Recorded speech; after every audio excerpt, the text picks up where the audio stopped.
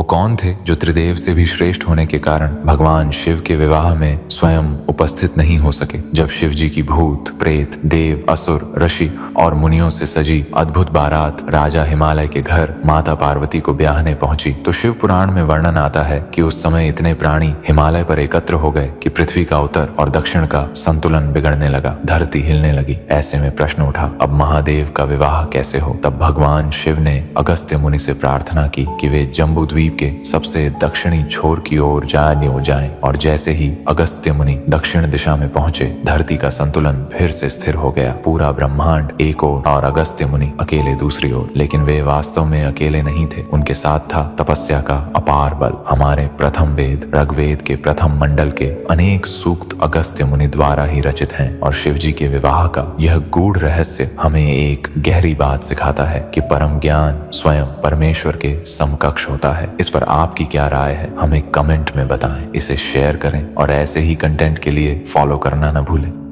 वो कौन थे जो त्रिदेव से भी श्रेष्ठ होने के कारण भगवान शिव के विवाह में स्वयं उपस्थित नहीं हो सके? जब शिव जी की भूत, प्रेत, देव, असुर, ऋषि और मुनियों से सजी अद्भुत बारात राजा हिमालय के घर माता पार्वती को ब्याहने पहुंची तो शिव पुराण में वर्णन आता है कि उस समय इतने प्राणी हिमालय पर एकत्र हो गए कि पृथ्वी का उत्तर और दक्षिण का संतुलन बिगड़ने लगा, धरती हिलने लगी। ऐसे में प्रश्न उठा, अब महादेव का विवाह कैसे हो? तब भगवान शिव ने अगस्त्य मुनि से प्रार्थना की कि वे जम्बू द्वीप के सबसे दक्षिणी छोर की ओर जाएं और जैसे ही अगस्त्य मुनि दक्षिण दिशा में पहुंचे धरती का संतुलन फिर से स्थिर हो गया। पूरा ब्रह्मांड एक ओर और अगस्त्य मुनि अकेले दूसरी ओर। लेकिन वे वास्तव में अकेले नहीं थे, उनके साथ था तपस्या का अपार बल। हमारे प्रथम वेद ऋग्वेद के प्रथम मंडल के अनेक सूक्त अगस्त्य मुनि द्वारा ही रचित हैं और शिव जी के विवाह का यह गूढ़ रहस्य हमें एक गहरी बात सिखाता है कि परम ज्ञान स्वयं परमेश्वर के समकक्ष होता है। इस पर आपकी क्या राय है? हमें कमेंट में बताएं, इसे शेयर करें और ऐसे ही कंटेंट के लिए फॉलो करना न भूलें।